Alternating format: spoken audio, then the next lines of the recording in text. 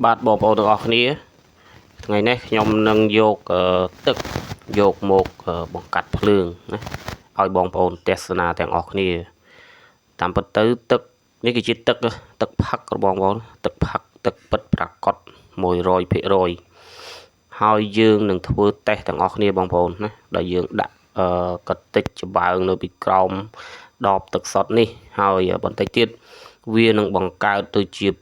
ភ្លើងបងប្អូនណាហើយជាភ្លើងគឺអាចដុតឆេះច្បើងនឹងទាំងស្រុងតែម្ដងបងប្អូនអញ្ចឹងបានគេឲ្យប្រុងប្រយ័ត្នណានៅក្នុងរថយន្តគេហាមមិនឲ្យដាក់ដបទឹកសុទ្ធផ្ដេសផ្ដាស់ទេវាអាច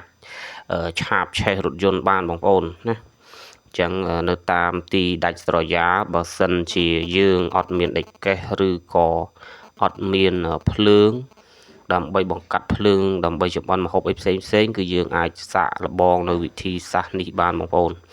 ដោយយើងយកដបទឹកសុទ្ធដាក់ទឹកមួយពេញមកហើយដាក់ហាលថ្ងៃដែលមានមេឃស្រឡះល្អឲ្យក្តៅខ្លាំងមួយសន្ទុះវានឹងឆាបឆេះបងប្អូនហ្នឹងហើយបងប្អូនយើងនឹងរងចាំនេះគឺវាឆេះហើយបងប្អូនណាគឺវាឆេះហើយ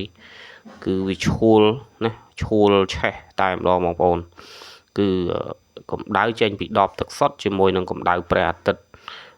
ឥឡូវឃើញថាគំនរចម្បាំងនេះគឺឆេះបងប្អូនគឺឆេះទាំងស្រុងតែម្ដង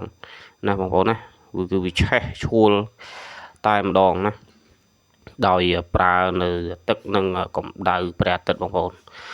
អរគុណច្រើនបងប្អូនវីដេអូនេះគឺមានតែប៉ុណ្ណេះទេហើយសង្ឃឹមថាកុំធ្វើតម្រាប់តាមនៅក្នុងវីដេអូនេះអីសោះបងប្អូន